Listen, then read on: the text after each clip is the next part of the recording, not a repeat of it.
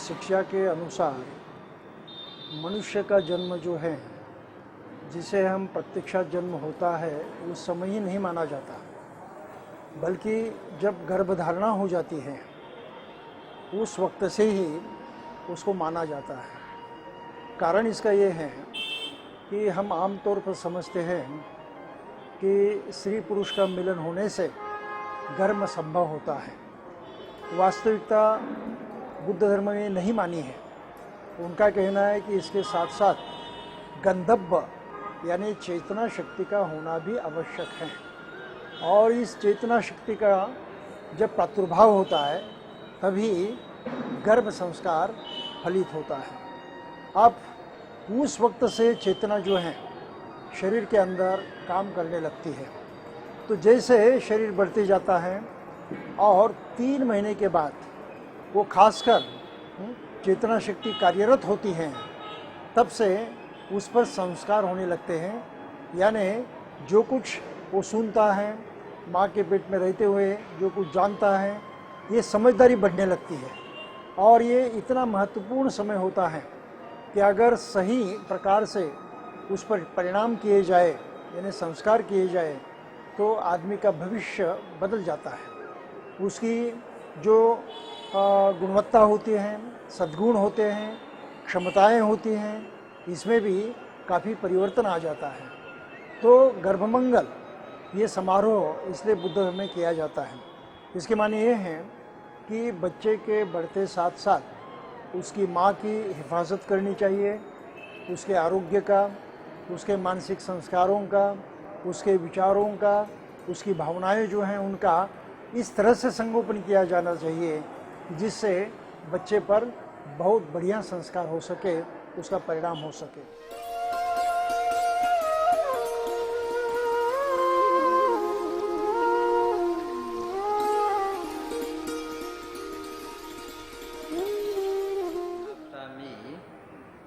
Itipiso Bhagava Nanganamami Namo Tassa Bhagavato Arahato Samma Sambuddhassa Dutiyampi Dhammam Saranam Gacchami Dutiyampi Sangham Saranam Gacchami Tatiyampi Dhammam Saranam Gacchami Kamesu Maichācara Veramani Sikkhapadam Samadhiyami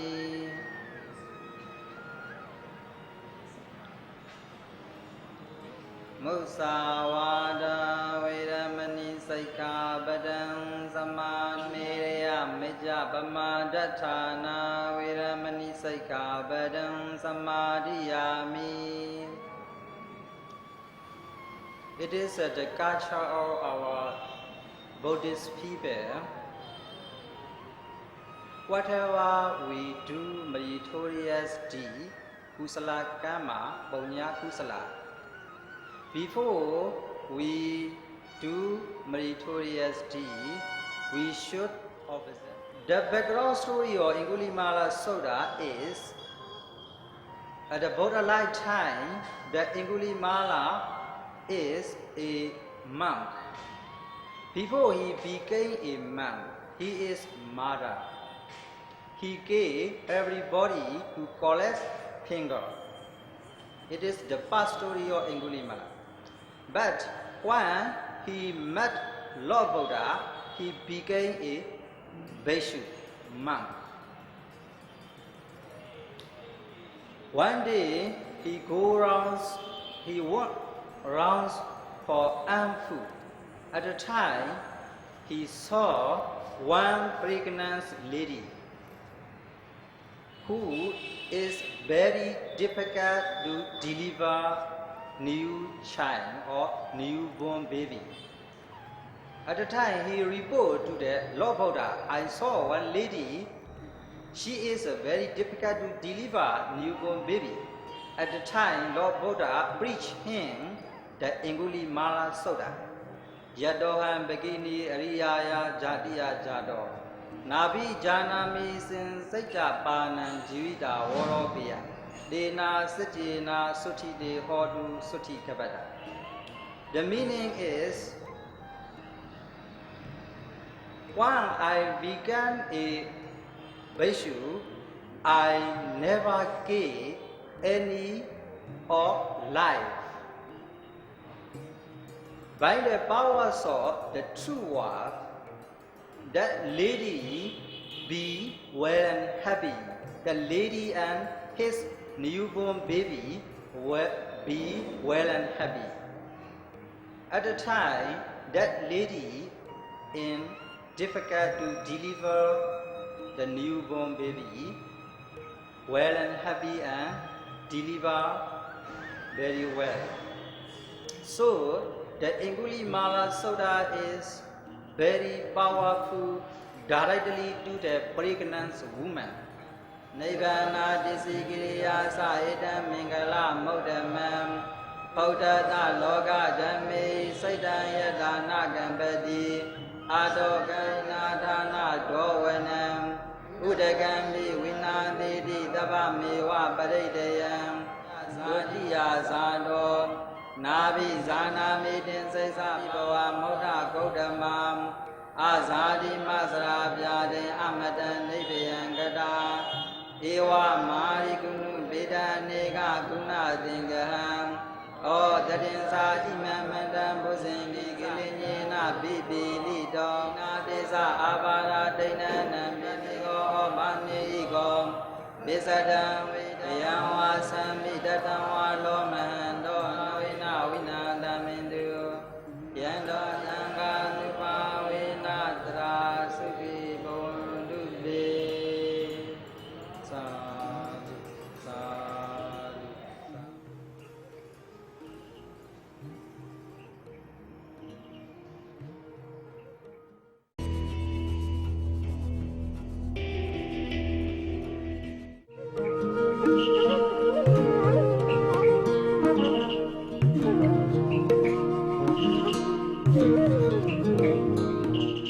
मनुष्याच्या व्यक्तिगत आणि सार्वजनिक जीवनामध्ये जे आत्यंतिक मांगल्याचे क्षण येतात त्यामधला गप्पमंगल हा एक अतिशय महत्त्वाचा समारंभ मानला जातो. आपली सर्वसाधारण समजूत अशी आहे की स्त्री पुरुषांच्या मिलनातून प्राणधारणा होते,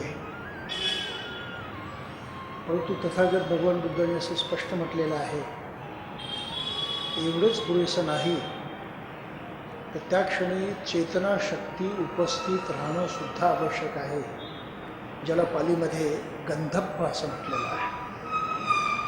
आणि ही चेतना शक्ती जेव्हा आकारास येते म्हणजे शरीराच्या माध्यमातून वाढायला लागते, तेव्हा 3 महिन्यानंतर ही चेतना शक्ती सक्षम होते काही स्वीकारण्यासाठी, काही घेण्यासाठी.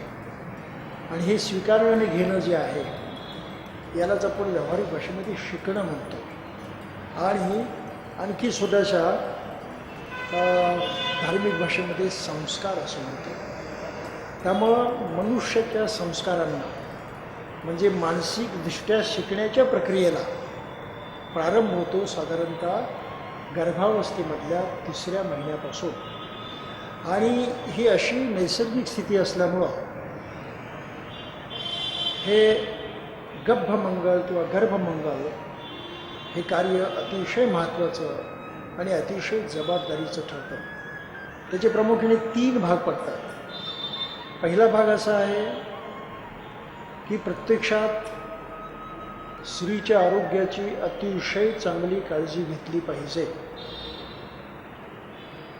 आहार, विहार, वातावरण या साऱ्या गोष्टीकडे बारकाईने लक्ष द्यायचं असतं आणि शारीरिकदृष्ट्या सक्षमता राहील या प्रकारचा प्रयत्न करायचा असतो. दुसरी महत्त्वाची गोष्ट असते की प्रत्यक्ष त्या महिलेच्या मनामध्ये सातत्यानं सकारात्मक भाव असले पाहिजेत. टेन्शन नको, चिंता नको, कुठल्या प्रकारची काळजी नको, कोणाच्याबद्दल दुर्भावना नको, कोणाच्याबद्दल राग येणंसुद्धा नको. अशा प्रकारचं वातावरण त्या महिलेच्या जीवनामध्ये कायम राहील, टिकून राहील. सकारात्मक म्हणजे सकारात्मक याची अत्यंत काळजी घेणं आवश्यक आहे. जितकी मानसिकता सकारात्मक असेल तितकं शरीर सक्षम राहतं, स्वस्थ राहतं. त्यामुळे शारीरिक आरोग्य आणि मानसिक आरोग्य हे एकमेकांना असे पूरक असतात. जर शारीरिक आरोग्याची काळजी घेतली तर मानसिक आरोग्याची सुद्धा काळजी घ्यावी लागते. शारीरिक आरोग्याची कितीही काळजी घेतली आणि मानसिक आरोग्य जर बिघडलं तर माणसाचं शारीरिक आरोग्यसुद्धा अडचणीत येतं. हा भौतिक सिद्धांत आहे, वैज्ञानिकांना सिद्ध केलेली अशी ही बाब आहे.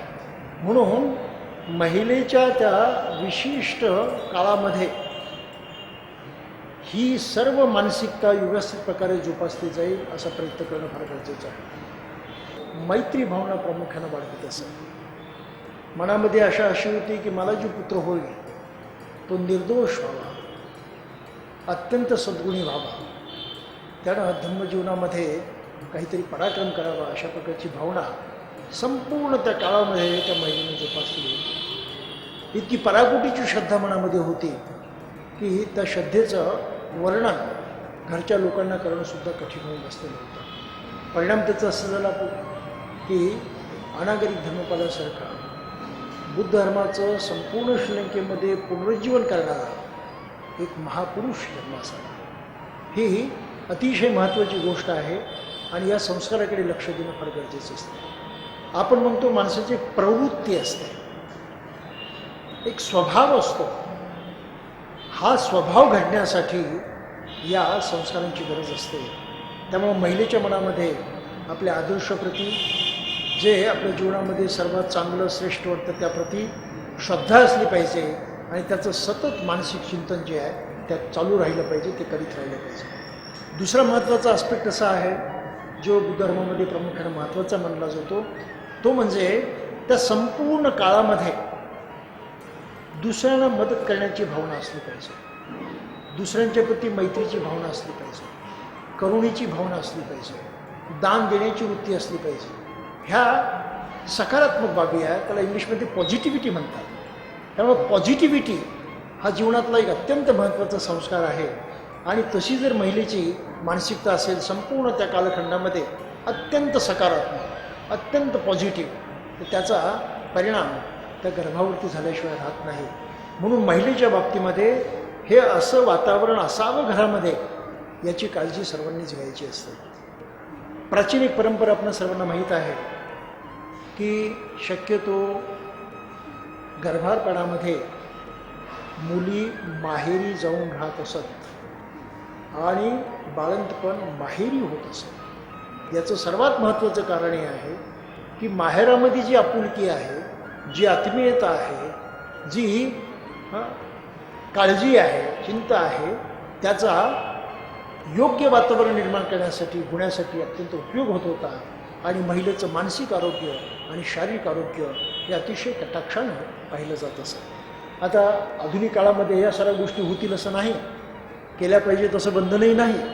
आता सोयी सवलतीने आपण फार समृद्ध झालेलो आहोत, त्यामुळे आहे त्या परिस्थितीमध्ये सुद्धा आपल्याला असं वातावरण निर्माण करणं शक्य आहे.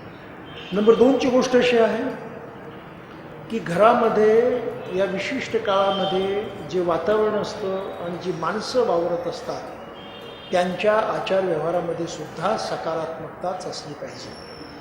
असं कुठलंही त्यांनी आचारव्यवहार करू नयेत की ज्यामुळं चिडचिड निर्माण होईल, ज्यामुळं राग निर्माण होईल, ज्यामुळं मनामध्ये काहीतरी सदोष अशा प्रकारचा दोष निर्माण होईल.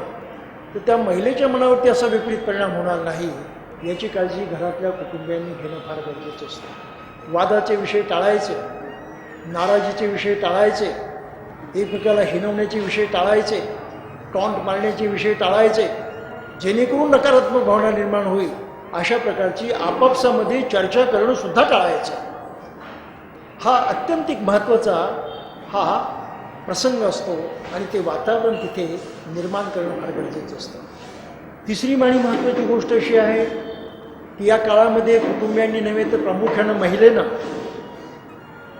असे चित्रपट बघू नयेत जे भयानक आहेत, अशा कार्यक्रमात सहभागी होऊ नयेत ज्याचे दुष्परिणाम आपण जाणतो, अशा प्रकारच्या वातावरणामध्ये जाऊ नये की जिथे नकारात्मक हिंसक अशा प्रकारची काही भावना निर्माण होऊ शकेल. ही काळजी घेणं फार गरजेचं आहे.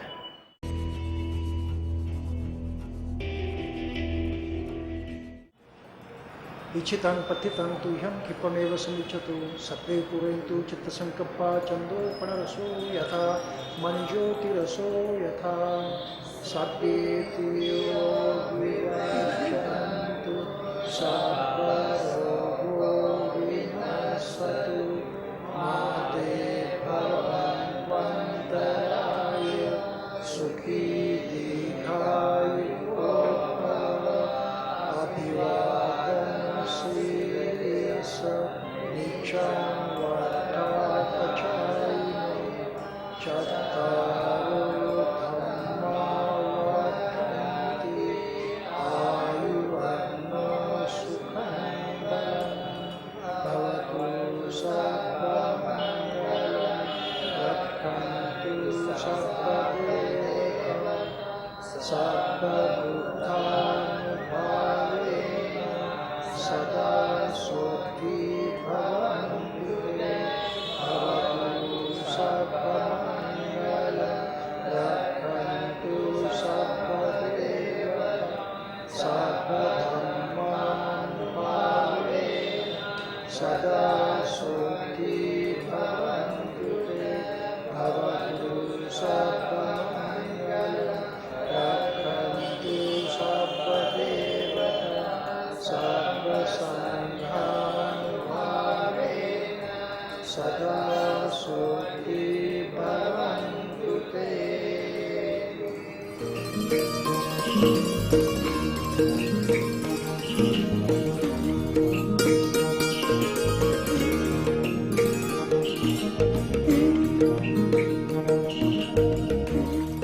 Okay, today program is Gaba Mangala program.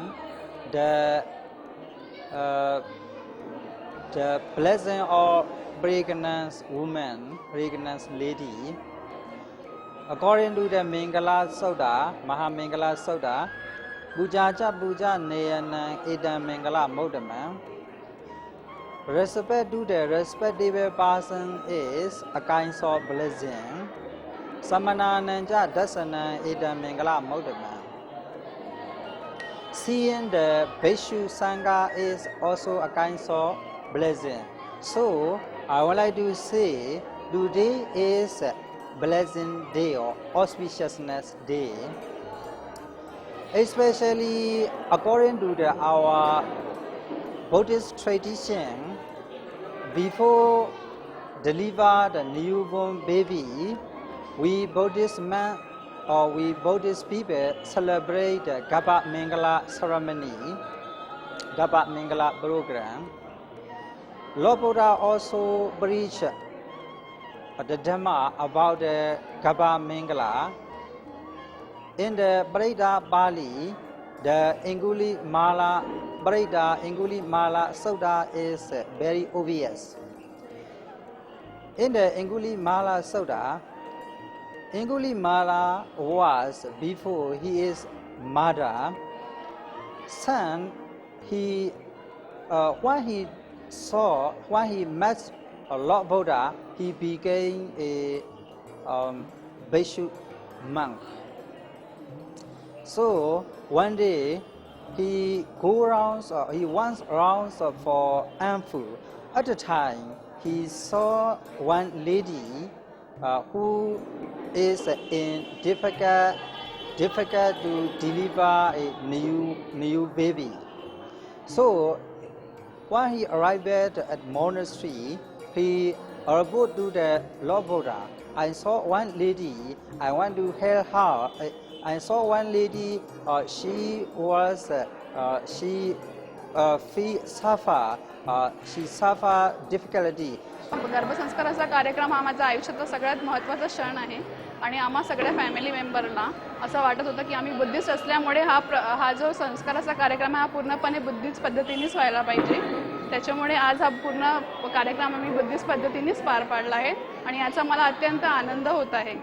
आज हमारे आने वाले बच्चे के गर्भ संस्कार का कार्यक्रम था बुद्धिस्ट पद्धति से, और मैं यही अपेक्षा करता हूँ कि एक हेल्दी बेबी हो हम दोनों को.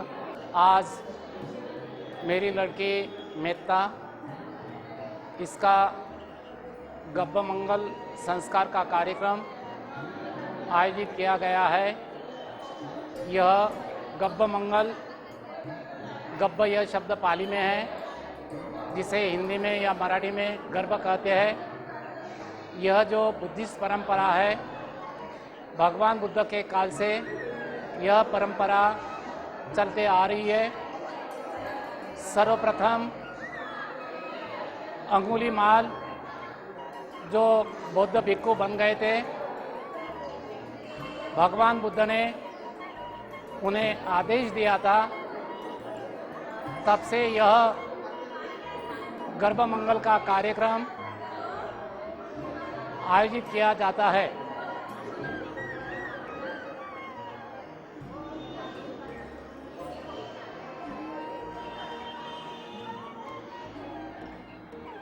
डॉक्टर बाबा साहब अम्बेडकर ने विजयादशमी 14 अक्टूबर 1956 को दीक्षा देने के बाद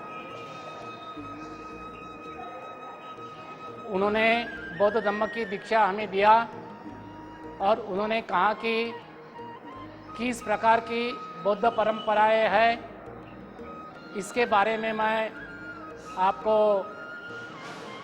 बताने वाला हूँ. लेकिन बाबा साहब अम्बेडकर का 6 दिसंबर को महापरिनिर्वाण हो गया और उस वजह से बाबा साहब अम्बेडकर को बौद्ध संस्कार किस प्रकार के हैं यह हमें वह दे नहीं पाए. बाबा साहब अम्बेडकर ने हमें 22 प्रतिज्ञा दी है और उसमें उन्होंने कहा है कि जो भी हिंदू परंपराएं हैं हमें उन्हें नकारना है. लेकिन अपन देखते हैं आज जब लड़की को 7 महीने हो जाते हैं, उस समय हिंदू परंपरा से भी बौद्ध बनने के बाद भी हिंदू परंपरा से उसका कार्यक्रम किया जाता है. उसे हरी साड़ी पहनाते हैं, हरी चूड़ियाँ पहनाते हैं और ये हरी साड़ी और हरी चूड़ियाँ यह हिंदू परंपरा, देवी की परंपरा है, यह बौद्ध परंपरा में नहीं आता. और उसे यह परंपरा बौद्ध परंपरा में यह उचित बात नहीं है. तो बौद्ध परंपरा में गब्ब मंगल का जो कार्यक्रम है, गर्भ संस्कार का जो कार्यक्रम है, वह अच्छे तरीके से होना है. आज हमने यहाँ पर भंते लोगों को बुलाया और कुछ निमंत्रित लोग भी आए और उन्होंने यह कार्यक्रम में सहभाग लिया.